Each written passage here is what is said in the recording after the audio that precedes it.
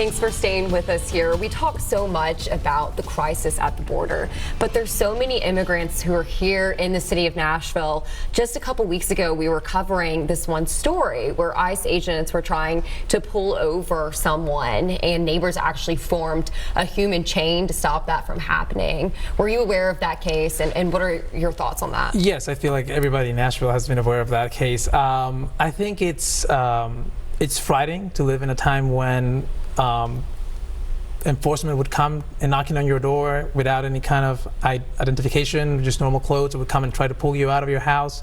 I think that most of our clients, including myself, I'm an immigrant as well. I think that we're in fear of a situation where something like that could happen. At the same time, I feel like the reaction from the neighbors was just something unbelievable. That from a human chain to protect someone that's been taken away, a family has been separated. I think that was maybe the good thing that we can take out of that specific case.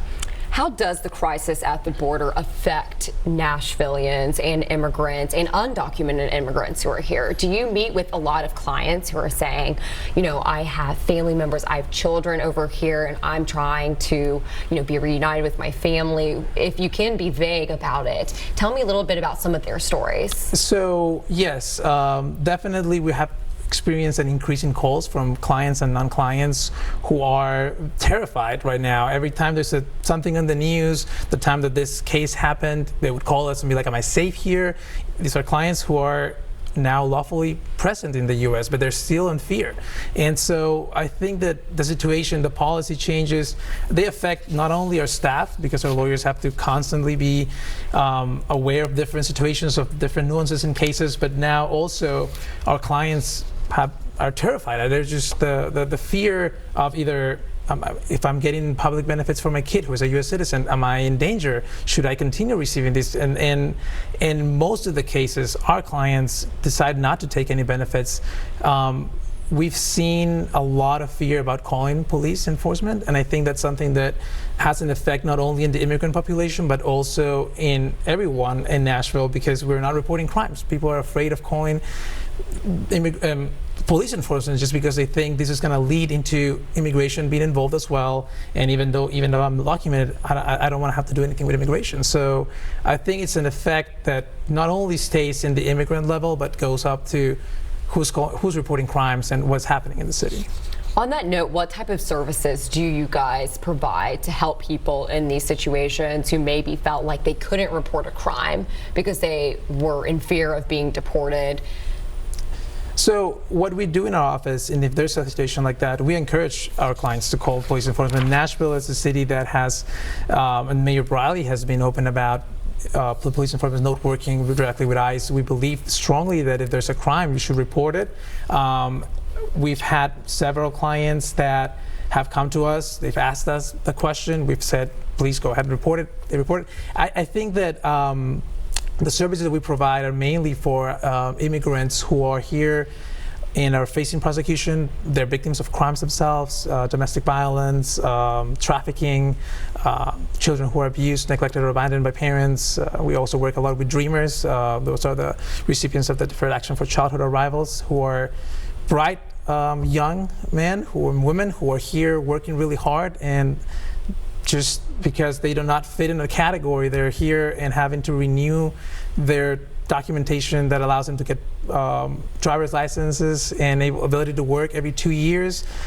Just the fact that you're thinking that your life is depending on a 2-year span, every 2 years you have to renew something to continue being in a place. I think that's just problematic in so many levels.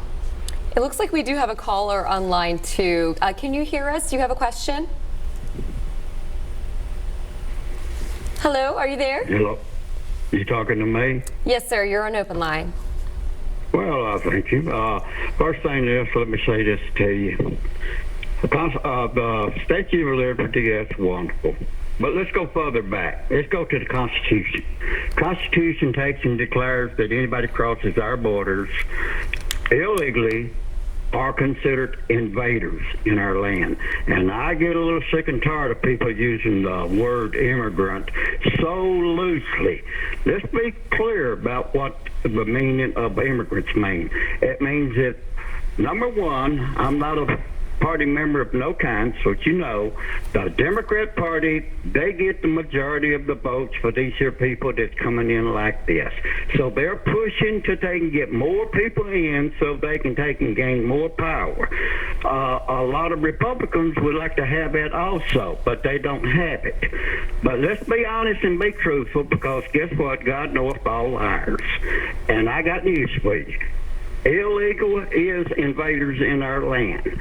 And this here war and fight going on in our country, shame on the people that don't stand up for the law of our land, the Constitution. And furthermore, take and find out. Read the Constitution. Don't take my word. I tell everybody, read it. Don't take a... Looks like the call is breaking up a little bit there at the end. Obviously a very divisive topic. A lot of different opinions on this. Would you like to respond? Yes, of course, and I think that that's the reason we're here. We're here to talk about this topic. We're here to listen to callers like the one we just had. Unfortunately, we didn't get his name. But I think that there's a lot of talk. Yes, there's a constitution. There's laws here in the country. There's laws that state, immigration laws state that you can cross the border and request asylum anywhere after you've been crossed the border. There's not a requirement for you to have entered through a checkpoint and then request asylum. And so if we're talking about constitutional-wise, law-wise, yeah, the law actually states that if you're an immigrant, if you're fleeing persecution, if you're here on that basis, you can request to ask for asylum even if you cross the border on any point. There's not a specific point you need to cross from to be able to apply for asylum. So I think that there's a lot to do in the legal aspect of it, but I thank the caller. I think this is something that we need to talk about. We have Lucy on line 3. Lucy, you're on open line. Y'all, I had to call back because let's see if I understand what this show was about. It had nothing to do with illegal immigration. It had to do, correct me if I'm wrong, it had to do with children of immigrants that were born in the U.S. whose parents were legal immigrants. And if they accept any sort of social services benefits, they cannot, the parents, apply for U.S. citizenship. Is that what this is not about? Yes, thank you, Lucy, for calling back. Well, immigration topic just takes a big expand. I can see how callers can ask different questions, and this is a topic that can go. We can talk about immigration all night long. It's only lasts 1 hour. But yes, we're talking about children who are U.S. citizens who are receiving public benefits from parents who are here legally in the U.S. and who are trying to apply for a permanent residency. And because the children, or because the parents in this case, are receiving any kind of public benefit, they're now not able to, or it's a harder test for them to be able to apply for permanent residency. So yes, I think that that's the main aspect of this show. Reverend Fuzz, you're on open line. Do you have anything to say or comment tonight? I do. I want to ask, and I've heard these, and maybe you can talk about, your guest can say, you talk about the impact on immigrants. How about the impact of immigration on the nation and the positive economic contributions? What are some of those statistics that immigrants who've come to this country have made economically in the plus, the positive? What's been the positive impact of immigration in America? That's kind of my question, and I don't want to take more time. You can find those, or do you have it with you? You know, how many immigrants are here? How much do they contribute to the economy? So economic impact. I think economic impact is huge. I mean, immigrants living here in Nashville, just in Nashville in 2017, there were more than 300,000 immigrants living in Nashville. That was 5% of the population. That was in 2017. I'm sure that nowadays the amount of immigrants living in Nashville is huge. The positive impact in the economy is huge. We have, I mean, just go around in Nashville. There's construction going on. There's a lot of immigrants who are helping with that. There's a lot of cultural impact in Nashville as well. We're seeing, you go around, food trucks everywhere. I feel like people enjoy a lot of exploring the new things in Nashville. Nashville itself, it's become the it city, and I consider it still is. But I think there's a lot of contribution from the immigrant community. If you just go to Nolensville, you'll see a lot of businesses that are started by immigrants, and now they're in a third generation here in the U.S., and they're thriving. I think they bring a lot to the community.